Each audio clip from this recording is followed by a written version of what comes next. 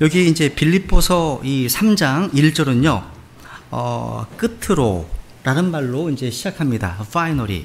끝으로 라는 말로 시작합니다. 이 끝으로라는 말은요, 결론적으로 말하자면 이런 말입니다.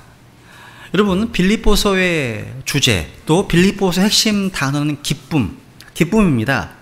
빌립보서 1장과 2장에서 바울은 자신이 어떻게 기쁨의 삶을 살고자 했는지 이야기했고, 또 이 기쁨의 삶을 빌립보 성도들에게 함께 누리기를 기대하면서 계속 권면해 왔습니다. 근데 오늘 본문 빌립보 3장에서요, 바울은 드디어 기쁨의 삶을 사는 비결을 결정적으로 제시하고 싶어 합니다. 근데 여러분, 빌립보서가 4장까지 있잖아요. 근데 3장 1절에서 뭔가 결론을 제시한다는 것이 너무 빠른 것 같지 않으세요? 그죠? 이것은 바울이요, 빨리 결론을 제시하고 싶어서 견딜 수 없어 하는 느낌을 받습니다. 도대체 어떻게 하면 기쁨의 삶을 살 수 있을까요? 여기 1절, 3장 1절에서 첫 부분에 그 비결이 있습니다. 끝으로 나의 형제들아, 주를 기뻐하라. 주를 기뻐하라. 바울은 빌립보서에서 이 기쁨이라는 주제를요, 얼마나 여러분 반복해서 다루는지 몰라요. 여러분, 구원받은 성도의 가장 큰 특징 중 하나가 바로 기쁨이기 때문입니다. 여러분, 바울 사도께서는 기뻐하되 어떻게 기뻐하라고 말하고 있습니까? 바울은요, 우리가 살고 있는, 우리가 직면한 이 땅의 슬픔이나 어려움이나 고통과 갈등과 아픔을 무시하지 않습니다. 혹은 이 조엘 오스틴과 같은 사람이 얘기하는 것처럼 적극적 사고방식, 낙관주의적 어떤 관점으로 일이 잘 될 거야, 이걸 바라보면서 기뻐하라고 말하지 않습니다. 또 모든 것은 마음 먹게 달렸어, 그러니까 마음을 잘 먹어야 돼, 이런 심리학적인 어떤 처방을 내리지 않습니다. 본문을 보시니까 주님을 기뻐하라고 말합니다. 여러분, 구원받은 성도의 삶에서 가장 중요한 특징인 기쁨, 어디서 올까요? 삶이 형통하고 뭔가 평안하기 때문입니까? 우리의 삶에 아무런 부족함이 없고 아무 문제가 없기 때문입니까? 아닙니다. 성도의 기쁨은 주님 안에 있습니다. 예수님께서 죄악된 우리들을 내버려 두지 않으시고 하늘의 영광과 왕자를 다 뒤로 하시고 인간의 몸을 입고 사람이 되셔서 이 땅에 오셨습니다. 그리고 우리의 모든 죄와 범법을 대신 지시고 십자가에 돌아가심으로 우리의 모든 죄값을 지불해 주신 주님 안에서 기뻐해야 하는 겁니다. 주님께서 십자가에서 완성하신 구속의 사역 때문에 기뻐하는 겁니다. 따라서 성도들이 이 땅에서 누리는 기쁨은 일이 잘 되고 문제가 없어서 누리는 기쁨이 아니라 오직 주님 안에서 기뻐하는 겁니다. 우리의 모든 죄를 대신 지시고 돌아가실 뿐만 아니라 사망 권세를 깨뜨리시고 부활 승천하신 주님을 바라볼 때 기쁨이 있는 겁니다. 여러분, 빌립보서 1장과 2장에서 계속 기뻐하라, 이런 단어가 반복되었지만 여기 보면 주를 기뻐하라, in the Lord라는 단어, 주 안에서 기뻐하라, 또 주를 기뻐하라, 이런 단어는 여기서 처음 사용되었어요. 주를 기뻐하라, 주 안에서 기뻐하라. 그렇습니다. 이게 기쁨의 비결입니다. 우리가 기뻐할 수 있는 이유는 주님 때문이고 그 주님 안에서만 진정한 기쁨의 삶, 진정 행복의 삶이 가능한 줄을 믿습니다. 주님 안에 있는 기쁨, 주님께서 우리를 위해서 행하신 일을 기억하는 데서 오는 그 기쁨이 이 땅에 살아가는 우리 성도들의 기쁨의 근원인 겁니다. 주님께서요, 왜 이렇게 자주 반복하실까요? 너무나 여러 번요. 기뻐하는 것이 구원받은 성도들에게 있어 합당한 바임을 강조하시는 겁니다. 왜?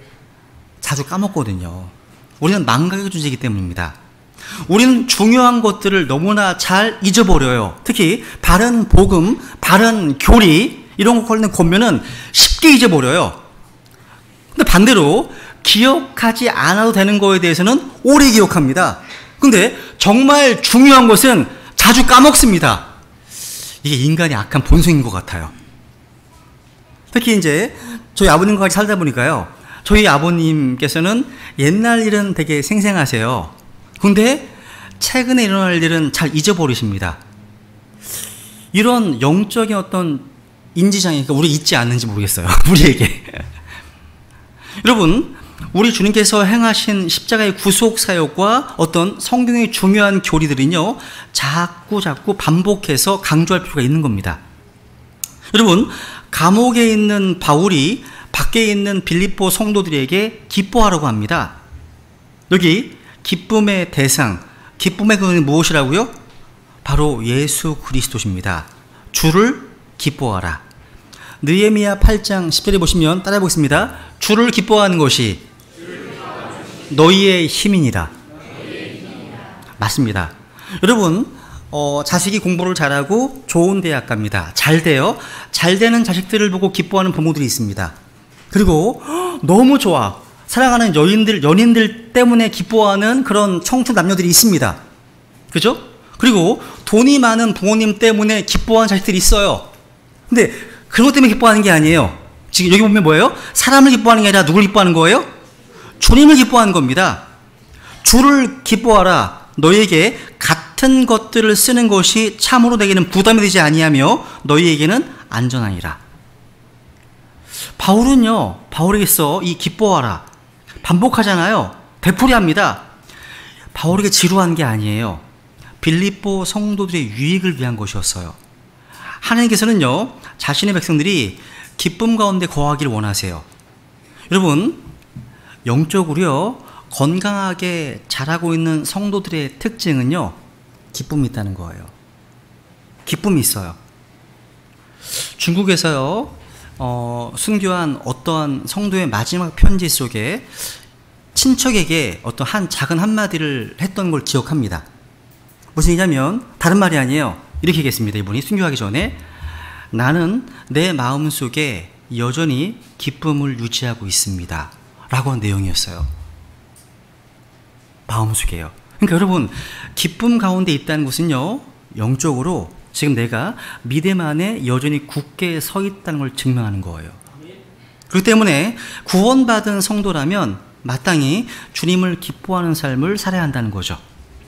여러분, 미국에요, 오순절 은사 운동 가운데 거룩한 웃음이라는 게 있어요. 거기 가보시면 뭐 장풍 쏘고 막 뒤로 다 빠지고 막 웃는, 몇 시간 동안 웃어요. 진짜 몇 시간 웃어요. 진짜 미친 것 같아요. 좀 들은 적 보기도 했습니다, 실제. 이들은 모일 때마다 몇 시간씩 함께 웃는 것도 실행합니다. 여기는 모두 다 2시간씩 웃어보세요. 그런 거예요. 여러분, 그렇게 인위적으로 웃어서 기쁨을 유지하는 게 아니에요. 성경은요, 주님을 기뻐하라. 주님 안에서 성령으로 말미암아 기뻐해야 함을 말하고 있습니다. 성령님은 기쁨의 영이십니다. 우리가 성령 충만하다고 말할 수도 있고, 이것을 다른 말로 기쁨 충만이라고 말할 수 있습니다. 근데 바울 사도가요, 여기 2절에 보면, 마지막으로 빌립보 성도들을 권면할 때 2절에 보면 무언가 경계하고 조심해야 될 것들을 지적하고 있습니다. 즉, 다른 복음과 다른 교리를 전하는 거짓 가르침으로부터 보호하기 위해서 먼저 그들에게 주는 말이 기뻐하라는 말이었어요. 그래서 본문에서요, 기뻐하라고 말하는 것은 그들의 영적 상태를 점검하는 말일 수도 있습니다. 만약에 그들이 다른 복음과 다른 교리를 받아들였다면 기쁨이 사라지기 때문입니다. 우리 속에요, 기쁨이 없다면, 그러니까 우리 속에 기쁨을 사라지게 만드는 어떤 교리가 있다면 그건 건강한 가르침이 아니라는 거죠. 여기 다시 한번 보세요. 너희에게 같은 것들을 쓰는 것. 여기 눈이 많이 갔어요. 제 눈에요. 너희에게 같은 것들을 쓰는 것이 부담되지 않는다. 바울은 같은 것들을 쓴다고 고백합니다. 바울은 언제나 같은 것들을 말했습니다. 그건 확실히 예수 그리스도께 집중하는 말씀이고 십자가의 말씀이고 은혜와 진리의 말씀입니다. 근데 어떤 사람들이 들어보지 못한 뭔가 새로운 말을 해서 빌립보 성도들을 어떤 미혹시켰던 것 같습니다. 사람들은요, 야, 이 말은 참 새롭다. 이전에 들어보지 못한 말인데 하면서 뭔가 새로운 말 듣기를 좋아합니다. 그러다가 많은 이들이 넘어지고 미혹됩니다. 근데 사도 바울은요, 같은 것들을 쓴다고 이야기합니다. 여러분, 같은 말을 쓴다는 것은요, 같은 성경, 같은 교리, 같은 복음의 내용을 가르친다는 겁니다. 바울은 하나님의 영감으로 빌립보서를 썼고 골로새서를 썼습니다. 고린도 전후서를 썼습니다. 로마서 에베소서를 썼습니다. 근데 모두 다 예수 그리스도를 말한 것이고 십자가를 말한 것이고 은혜와 진리를 말한 겁니다. 바울은요, 같은 말을 한다고 해서 지루하거나 뭔가 수고롭게 느끼지 않았습니다. 그리고 이런 말씀들이 그들에게는 사실 아주 건강하게 지켜주는 안전한 말씀이라는 겁니다. 그래서 이런 안전하고 건전한 말씀이 성도들에게 기쁨을 가져다 준다는 것을 증언하고 있는 겁니다. 한번 시편 19편 8절, 시편 19편 8절 같이 읽어볼까요? 시작. 주의 법규들은 올바라서 마음을 기쁘게 하고 주의 명령은 순수하여 눈을 밝게 하는도다. 또 주님께서도요, 이 말씀하십니다. 요한복음 15장에서 내가 내 아버지의 명령들을 지켰고 그분의 사랑 안에 거하는 것 같이 너희도 내 명령들을 지키면 내 사랑 안에 거하리라. 내가 너희에게 이 일들을 말한 것은 내 기쁨이 너희 안에 머물러 있어 너희 기쁨이 충만하게 하려 함이니라. 우리는요, 주님의 말씀을 통해서 기쁨을 더 얻을 수 있습니다. 죄는 우리를 기쁨의 근원이신 하나님으로부터 멀어지게 합니다. 여러분이요, 예수님을 믿고 주님의 말씀 안에 있을 때 기쁘지 않으세요? 기쁩니다. 이 말씀보다 우리를 만족해 하고 흡족해 하는 곳은 없습니다. 그뿐만이 아니에요. 여러분, 효과적인 성경 공부 방법은요, 반복이 있습니다. 따라해보세요. 반복. 성경은요, 같은 내용이 많이 반복됩니다. 여러분, 모세오경을 보세요. 사복음서를 보세요. 또 뭐 사무엘상, 사무엘하, 역대기, 역대하, 계속 반복된 내용이 수두룩합니다. 그죠? 바울서도 마찬가지예요. 여러분, 반복은요, 가장 효과적인 성경 공부 방법이에요. 반복. 그죠? 반복은 뭐 하는 거예요? 여러분이 알고 있는 것을 기억나게 하는 거예요. 기억나게 하는 겁니다. 바울은요, 디모데를 고린도 교회에 보내어서 이미 그들이 가르친 내용을 기억나게 하도록 했습니다. 여러분, 설교자들은요, 강단에서 뭔가 새로운 내용을 가르치고 설교하는 게 아니에요. 이미 2000년 동안 이미 가르쳐 왔고 설교해 선포해 왔던 것을 다시 가르치는 거예요.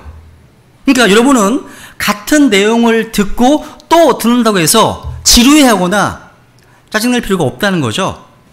이것은요, 주님께서 우리에게 주신 교육 방법이에요. 티칭 메소드라고 해요. 한번 볼게요. 한번 베드로 후서 1장 볼게요. 한번 1장 12절 읽어볼까요? 같이 시작. 그러므로 비록 내가 이것들을 알고 현재의 진리에 굳게 서 있을지라도 너희가 항상 그것들을 기억하는 일에 내가 게으르지 아니하리라. 참으로 내가 이 장막에 있는 동안에 너희가 기억하게 하여 너희를 일깨우는 것이 합당한 줄로 생각하노니. 여러분, 설교가 뭐예요? 성경 공부가 뭡니까? 여러분이 알고 있는 진리를 다시 기억하게 하는 거예요. 그게 설교입니다. 이것은 바로 우리 믿음 선배들이 사용했던 방식입니다. 유다서 1장 5절도 볼까 한번? 그러므로 비록 너희가 저는 이것을 알았을지라도 내가 너희로 하여금 기억하게 하려 하노라. 그죠? 그러니까 반복이 중요한 거예요. 반복. 목사님 또 저런 얘기 하시네. 똑같이 또 하네. 여러분, 그런 거 지루하면 안 됩니다. 영적 상태가 안 좋은 거예요. 그러면요, 같은 말을 들어도 더 큰 은혜가 있구나. 그죠? 여러분, 바울은요, 오늘 본문에 보시면 기쁨의 삶을 추구하는 유형에는 두 가지가 있다는 것을 지적합니다. 하나는 율법의 길이고 다른 하나는 복음의 길입니다. 많은 사람들이 율법을 지키는 인간적 노력을 통해서 하나님을 기쁘시게 하는 자리에 도달할 수 있고 행복한 삶을 살 수 있다 믿고 그런 삶을 추구합니다. 이것은 율법의 길입니다. 근데 이와는 다른 복음의 길이 있어요. 바울은 예수님을 믿기 전에 율법에 속해 있었습니다. 바울은 율법주의자였어요. 바울은 최선을 다해서 율법을 지켜야 했었지만 그것이 하나님 앞에서 자신의 혼을 구원하지 못했고 자신의 삶에 진정한 기쁨을 가져다 주지 못했습니다. 그런데 그리스도의 복음을 통해서 예수 그리스도를 영접하고 난 후에 비로소 바울은 율법주의 사상이 얼마나 반기독교적이고 얼마나 인간의 기쁨과 행복을 파괴하는지 깨닫게 됩니다. 그래서 바울은 여기 빌립보 3장 1에서 율법주의자들에 대해서 아주 굉장히 강한 비판을 합니다. 여기 2절에 보세요. 한번 2절 시작. 개들을 조심하고 악한 일꾼들을 조심하며 살을 배워하는 자들을 조심하라. 저 이걸 읽으면서 웃었어요. 왜 웃었는지 아세요? 개 조심이네? 여러분 보세요. 이런 거 있잖아요. 이런 거 Be of dog. 개 조심이거든요. 개 조심. 설교 제목을 개 조심이라 할까 하다가 너무 품이 없어질 것 같아가지고 개를 조심하라는 거예요. 이들이 누구냐? 보세요. 그러한 자들은 거짓 사도요 속이는 일꾼이요 자기를 그리스도 사도로 가장하는 자들이니라 말합니다. 거짓 사도, 거짓 대언자, 거짓 교사, 거짓 형제들을 악한 일꾼이라고 말하는 겁니다. 살을 베어내는 자 누굴까요? 그러니까 바로 할례를 받은 율법주의 유대인들을 가리키는 겁니다. 이들은 모두 조심해야 될 대상이에요. 그래서 꼭 기억하세요. 개조심. 꼭 기억하세요. 개조심. 여러분 당시요 바울 사도가요 사역할 때 이런 유대교도들이 바울이 가는 곳마다 따라다니면서 개가 하는 일을 했어요. 여기서 개는요 애완용 개가 아님을 미리 말씀드리겠습니다. 여러분 혹시 상처받지 마세요. 개를 키우시는 분 그런 게 아닙니다. 짖고 물어 뜯고 하는 개들을 가리키는 겁니다. 이들은요 바울의 사역을 방해하고 물어 뜯었습니다. 물일이 없으면 짖기라도 했습니다. 비방하고 욕했습니다. 우리 성경대로 믿는 어떤 성경 신자들에 대해서 또 신약 교회에 대해서 험담하고 나쁜 소문을 퍼뜨리는 것도 짖는 거예요. 바울서는요 빌립보 성도들에게 이러한 사람들을 조심하라고 지금 말하고 있는 겁니다. 특별히 거짓 교사들을 아주 주의해야 돼요. 특히 영적으로 어린 성도들은 잘 분별해야 됩니다. 근데 분별을 잘 못해요. 그래서 사도 바울이요 사도행전 20장에서 교회에서 목사와 감독을 세운 겁니다. 왜 감독을 세웠습니까? 악한 이리가 나타나고 또 어떤 사람들이 일어나서 자기를 따르게 할 것이기 때문입니다. 바울은 감독을 세우고 그들에게 하나님께서 자기 피로 사신 교회를 먹이고 악한 자들이 나타날 때 아주 조심해야 한다고 당부했습니다. 이것이 감독이 필요한 이유입니다. 여러분 거짓 교사들이요 교회에 미치는 영향은 아주 큽니다. 너무 커요. 그렇기 때문에 어린 성도들은 보호를 받으면서 자라야 하는 겁니다. 그 조심해야 되는 겁니다. 영적으로 어릴수록 조심해야 됩니다. 여러분 거짓 교리를 배우게 되면 양심이 무뎌져요. 오늘 본문에 나오는 이 자들은 유대 율법주의자들입니다. 율법은 있는데 그리스도의 복음을 믿어서 구원받지 못한, 그러니까 성령으로 다시 태어난 적이 없는 사람들이에요. 그래서 조심해야 되는 겁니다. 여러분 생각해 보세요. 여러분이 구원을 받아서 성령으로 다시 태어났을 때 생각해 보세요. 그때는요 양심이 굉장히 예민해 있어요. 죄에 대해서 예민해 있어요. 성령님의 인도하심에 예민해 있다는 거예요. 그런데 악한 일꾼들의 가르침을 듣게 되면 그 가르침을 받은 결과 양심이 점점 무감각해지고 둔감해진다는 거예요. 이전에는 성령님의 인도하심과 죄에 대해서 회개하고 꺼리낌이 있을 때 예수님의 보혈로 씻음을 받기를 구했고, 그죠? 그랬는데 이제 율법주의자들의 가르침을 받은 결과 아주 둔해졌습니다.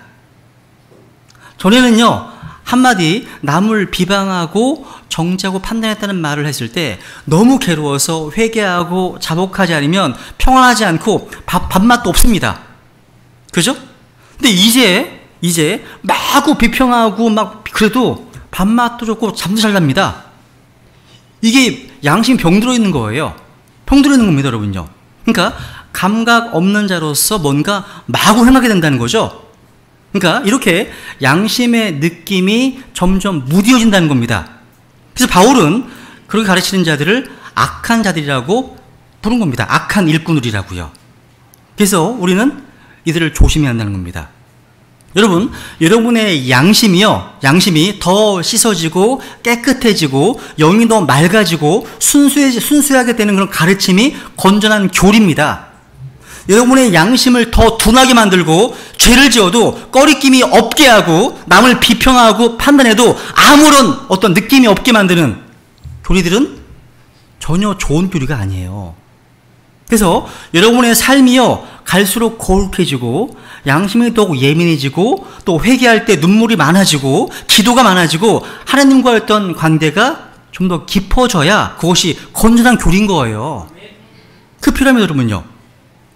하여간 우리는요, 출입문 입구에 개조심 사인처럼요, 뭐 유튜브 영상이나 다른 책들이나 다른 설교를 들을 때 조심해서 분별해야 한다는 거예요. 여러분이 보는 것, 듣는 것 조심하지 않으면 누군가 영향을 받게 돼요. 여러분 본인뿐만 아니라요. 그래서 조심하지 않아서 거짓 교리가 자리 잡게 되면 기쁨을 상실하기 때문입니다. 기쁨이 없어요. 없습니다. 바울은요, 오늘 본문에서요, 율법주의라고 하는 인간적 노력을 통해서 기쁨과 행복에 도달할 수 있다고 주장하는 사람들을 악한 일꾼, 살을 배우는 자들이라고 비유하고 있습니다. 바울 자신이 율법주의자로 그런 삶을 추구해 왔는데 안 됐거든요. 바울은 속아 살았다고 생각했습니다. 그리스도의 복음을 깨닫고 나니까 이렇게 놀라운 기쁨의 삶이 있었는데 그것을 모르고 살았다는 겁니다. 그래서 바울은 본문에서 정말 기뻐해야 되는 이유를 설명하고 있습니다. 제가 먼저 부정적인 것들을 두 가지 제시하고 마지막으로 진정 기뻐해야 될 수 있는 긍정적인 길을 제시하겠습니다. 일반적으로 사람들은요, 좋은 부모를 만나고 좋은 환경을 만나면 행복은 결정된 것이나 마찬가지라고 생각하는 경향이 있습니다. 물론 좋은 환경에서 좋은 부모를 만나는 것은 복입니다. 이것은 마치요, 단거리 달리기나 수영 경주에서 스타트를 남보다 더 좀 빨리 하는 사람이 결정적으로 유리한 것과 같습니다. 그래서 달리기를 할 때 보면 처음 출발하는 순간 선수들이요, 무척 긴장하잖아요. 근데 먼저 출발한 사람이 항상 1등 꼴이 나는 거 아니죠? 우리를 감동시키는 것은요, 늦게 출발했던 사람이 앞 사람을 따라잡고 결국 마지막 순간에 그를 역전의 드라마를 연출할 때입니다. 저는 평창올림픽 때 쇼트트랙 최민정 선수 같은 사람들 거의 뒤에서 출발했는데 앞으로 확 나가잖아요. 그죠? 감동되잖아요. 여러분, 처음 출발한 사람이 나중되기도 하고 나중 출발했던 사람이 1등으로 들어오기도 합니다. 신앙도 마찬가지예요. 마찬가지입니다. 바울은요, 삶의 어떤 좋은 삶의 조건에서 출발했던 사람입니다. 바울은요, 과거 이력을 이렇게 기술합니다. 한번 태우고 한번 보세요. 3장 3절 4절입니다. 3절부터 3절 4절 같이 읽어볼까요? 시작. 영으로 하나님께 경배하고 그리스도 예수님을 기뻐하며 육체를 신뢰하지 아니하는 우리가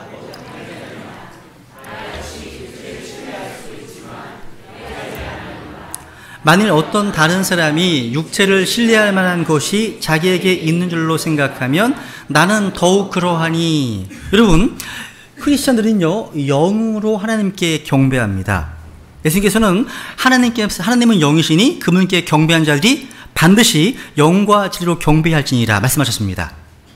영이신 하나님 경배하기 위해서는요, 우리의 영이 거듭나야 돼요. 거듭나야 됩니다.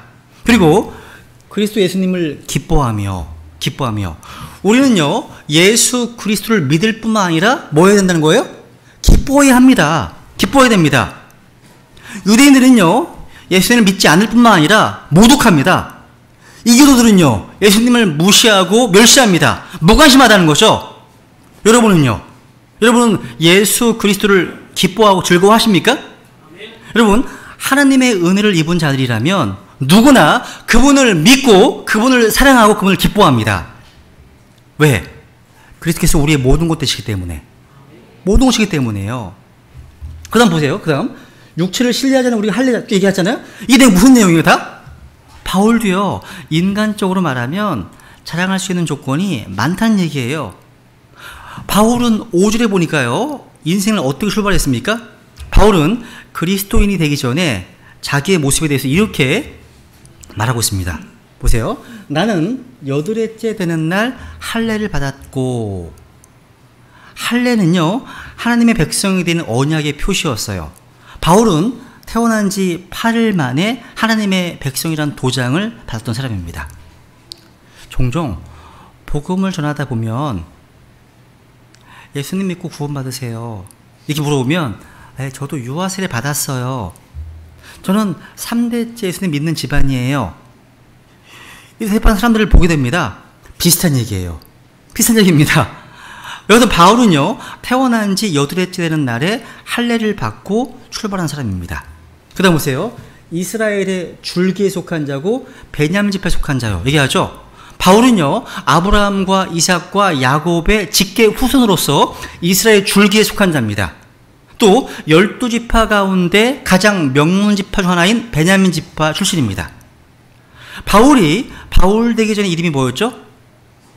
사울이었는데 이스라엘의 첫 번째 왕으로 세워진 왕이 누굽니까? 사울 왕이었어요. 어떤 지파 출신이었죠? 지파 출신이? 지파? 베냐민 지파 출신이었습니다. 바울은요, 유명한 용사와 많은 무사들을 배출했던 이 귀족적인 엘리트 지파인 베냐민 지파 출신이었습니다. 바로 이런요, 당당한 문벌을 가지고 인생을 출발했다는 거죠. 그 다음 히브리인 중에 히브리인이요, 바울은요, 순수한 히브리 혈통을 가지고 태어났습니다.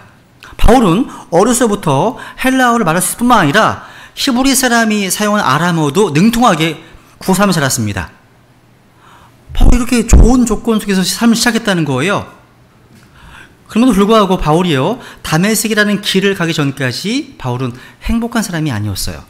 이 좋은 출발, 좋은 탄생의 조건이 기쁨의 삶을 제공해주지 못했다는 거죠. 어떤 사람을 보면요, 한평생 뭔가 조건 타령만 하다가 인생 끝내는 사람이 있어요. 내가 부모만 조금 잘 만났더라면, 아니면 내가 조금 더 나은 환경에서만 태어나서도 어떻게 한번 해보는 건데 하면서 평생 조건 탓만 하다가 죽음을 맞습니다. 여러분, 좋은 환경이 행복을 보장해 주는 건 아닙니다. 그렇다고 열악한 환경이 우리의 기쁨을 안겨주는 것도 아닙니다. 근데 만일 열악한 환경 가운데 인생을 출발했다면 그것 때문에 내가 불행하다? 이런 생각은 버리시라는 거죠. 절대적으로 불리한 삶의 조건에 불구하고 여전히 기쁨에 충만한 삶을 살 수 있다는 겁니다. 왜냐하면 우리의 행복과 기쁨은요, 우리의 어떤 출생의 조건에 좌우되는 것이 아니기 때문입니다. 그것만이 아니에요. 기쁨은요, 무언가를 성취하기 때문이 오는 게 아닙니다. 여러분, 무언가 하려는 것은 아름다운 일입니다. 저는 인간이 가진 가장 본질적인 열망이 있다면 그것은 자아 실현의 열망이라고 봅니다. 이 열망은요, 성적인 본능보다도 더 본능적인 열망이에요. 자기를 실현하고 싶은, 그래서 무엇인가를 성취하고픈 열망을 어떻게 보면 가장 자연스러운 열망 중 하나라고 볼 수 있습니다. 근데 무엇을 성취했다고 해서 이것이 자동적으로 우리에게 행복과 기쁨을 보장해 주는 거 아닙니다. 바울로 말하자면요, 이미 예수님을 믿기 이전에 상당한 업적을 이룬 사람이었습니다. 바울이 이렇게 설명합니다. 보세요 한번. 율법에 관하여는 바리새인이요. 바리새인. 여러분, 바리새인 그러면 어감이 어떠세요, 여러분요?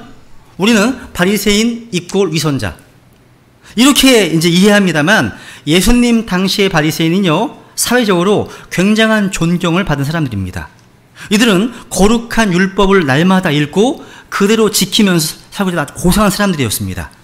이들은, 특히 바울은요, 율법을 배우기 위해서 그 당시 율법의 최고 권위자였던 가말리엘이라고 하는 위대한 스승 밑에서 공부했던 사람입니다. 지금으로 말하자면 하버드나 스탠포드나 MIT 출신이라고 말할 수 있는 배경을 가졌던 사람입니다. 또 보세요. 또 열심에 관한 한 교회를 핍박하였고, 바울은요, 열성적인 바리새인으로서 당시 예수 그리스도를 따르는 사람들은 다 이단자로 여겼습니다. 바리새인들은요, 유대교만이 정통이라고 여기기 때문에 신약교회, 즉 주 예수님을 따르는 무리들 아주 싫어했어요. 그들을 이단으로 여겼습니다. 이단으로요. 그리고 당시 사울이었던 이 바울은요, 앞장서서 교회를 핍박했습니다.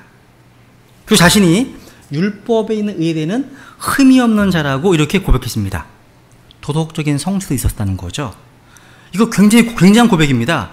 상당한 도덕적인 수준에 도달하지 않고서야 어떻게 이런 고백할 수 있겠습니까? 흠이 없다고요.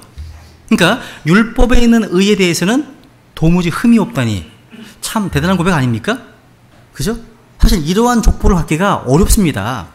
그러니까 바울은요, 좋은 가문과 좋은 학문과 좋은 혈통이라고 하는 좋은 조건을 가지고 있었습니다. 사회적으로, 도덕적으로 성공한 사람, 또 큰 성취 있는 사람이었습니다. 근데 이 바울은 여전히 행복한 사람이 아니었다는 거죠.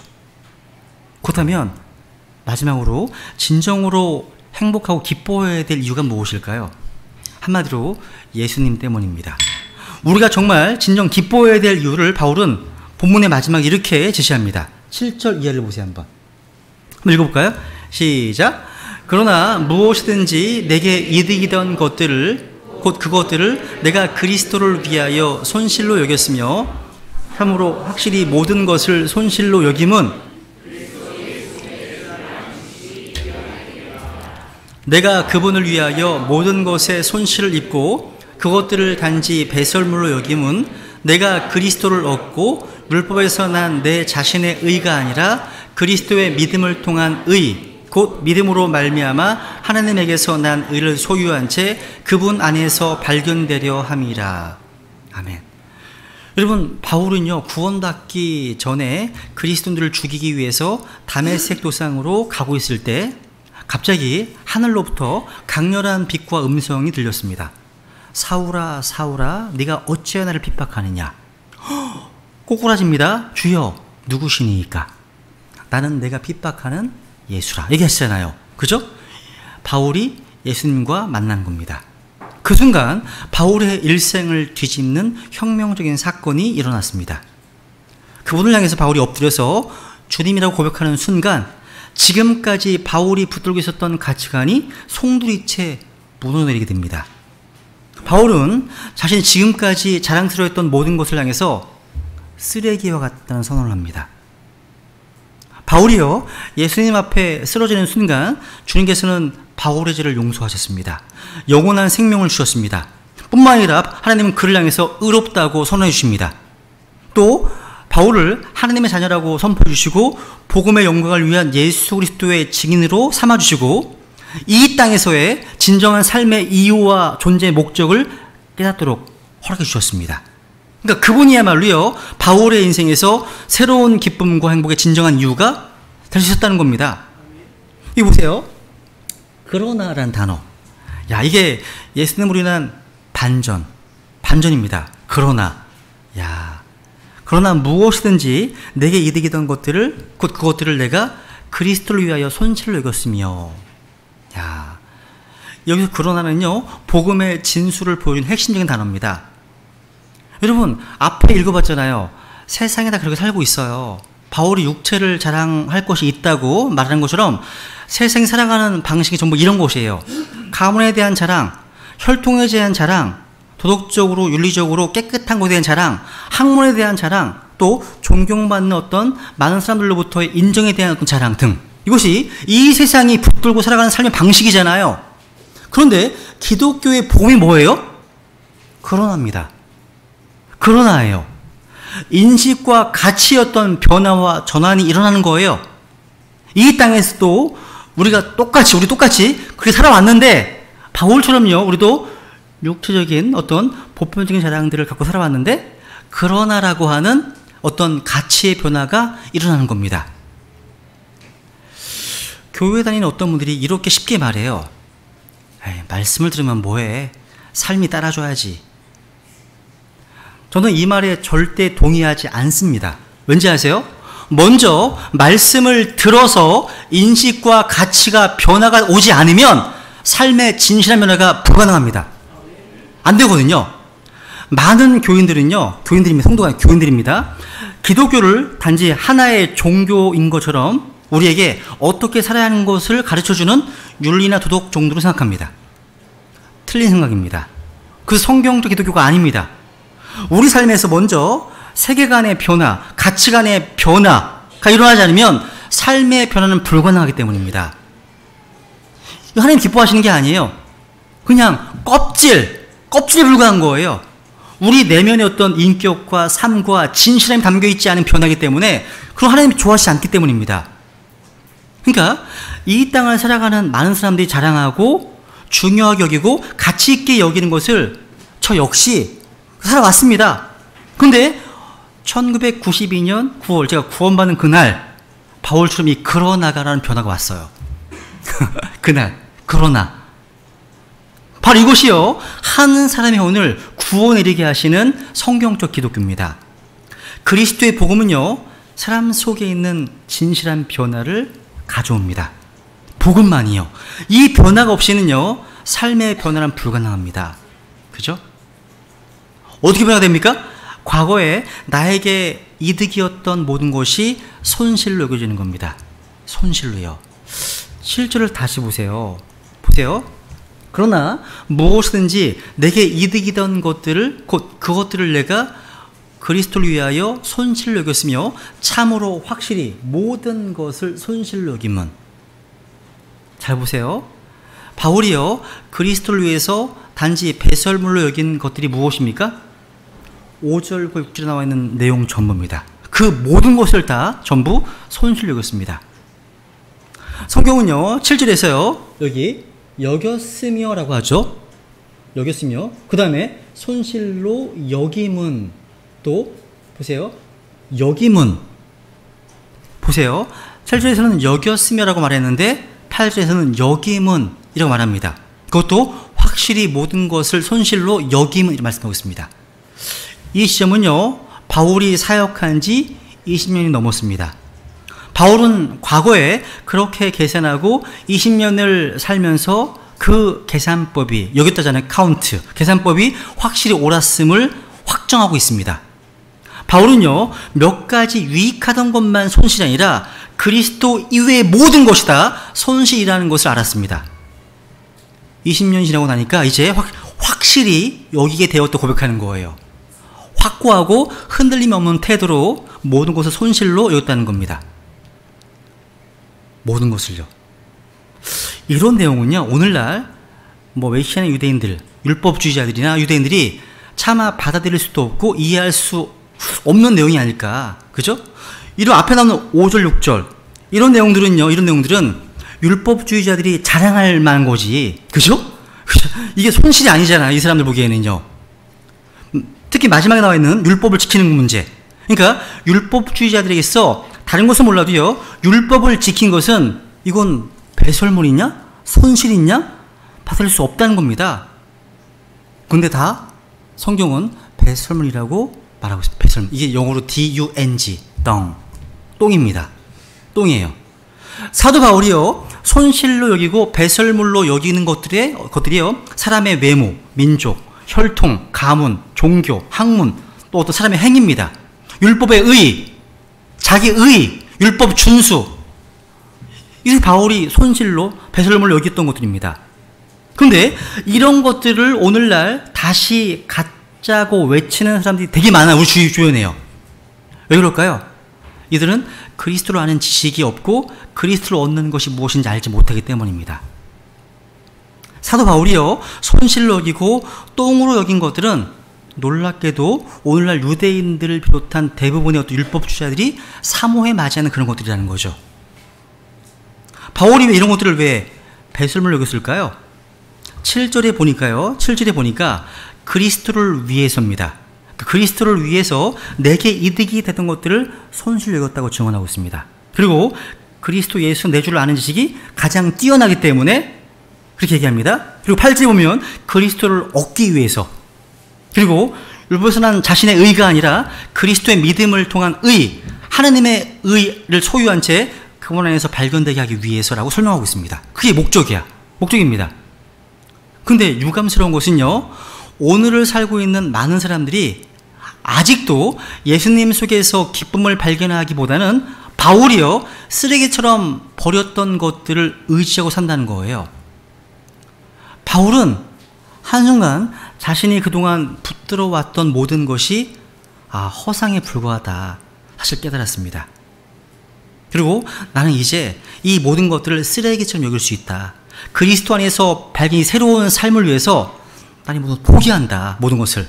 왜냐하면 그리스도에서 내 줄 아는 것이 가장 고상하기 때문에 고백하고 있는 겁니다. 그러니까 그 어떤 것도 주님보다 더 귀한 것은 없다는 거예요. 그 어떤 것도요. 여러분 혹시 그 조지 베버리 쉐라고 하는 복음성가 가수를 아세요? 가수가 있습니다. 이분이요 1983년도에 네덜란드 암스테르담에서요 전 세계 어떤 전도자들이 모였을 때 이분이 특별 찬양을 했어요. 여러분 장래에 운집한 수많은 사람들이 일어나서 이 자매님에게 끝없는 박수갈채를 보냈습니다. 박수. 이 박수를 다 받은 후에 이분이 남긴 한마디가 그 장례를 오랫동안 수경케 했다고 합니다. 무슨 얘기인지 아세요? 박수 다 받고 나서 감사합니다. 그러나 여러분이 주신 박수 갈채와 나의 구주 예수 그리스도를 바꾸지 않겠습니다. 이렇게 얘기했어요. 이 무슨 말인지 아시겠죠? 그죠? 야, 여러분의 박수 갈채와 나의 구주를 바꾸지 않겠습니다. 저는 이 말씀을 준비하면서요 계속 떠오른 찬양이 있어요. 이 찬양 가사가 오늘 설교와 완전히 매치가 돼요. 이거예요. 주 예수보다도 귀한 것은 없네. 그죠? 이 세상 부귀와 바꿀 수 없네. 영 죽을 내 대신 돌아가신 그 놀라운 사랑 잊지 못해. 세상 즐거움 다 버리고 세상 자랑 다 버렸네. 주 예수보다 더 귀한 것은 없네. 예수밖에는 없네. 야, 계속 이 찬양이 들려요. 여러분 지금까지 삶을 돌이켜보면 하나님께서는 우리에게 감사할 수 있는 많은 요건을 주셨어요. 귀한 자녀를 주셨고 사랑하는 남편과 아내를 주셨고 또 가정을 주셨고 직업을 주셨고 또 사업을 주셨습니다. 근데 여러분 이런 정도의 감사는 믿지 않는 자들도 얼마든지 할 수 있어요. 그죠? 우리가 그리스도인으로서 기뻐할 수 있는 유일한 이유는 예수님 때문입니다. 주님께서 십자가에 피 흘려 죽으심으로 나의 모든 죄를 다 용서해 주셨고 나를 있는 모습 그대로 받아주셔서 하나님의 아들이라 불러주셨고 또 나에게 영원한 생명을 주셨고 이 세상을 떠난 후의 삶에 대해서 확실한 소망을 주셨고 또 이 땅에서의 삶의 의미와 존재 이유를 가지고 살 수 있도록 해주셨기 때문입니다. 지금도 주님께서는 우리를 위해서 기도하고 계십니다. 이 놀라우신 주님 안에 있는 기쁨만이 영원한 기쁨인 거예요. 우리가 기뻐할 수 있는 유일한 이유 한마디로 예수님 때문입니다. 우리가 누리는 이 행복의 원인 예수님 때문입니다. 우리 주님 앞에 나가서 잠깐 감사하는 시간을 갖겠습니다. 같이 기도하시겠습니다.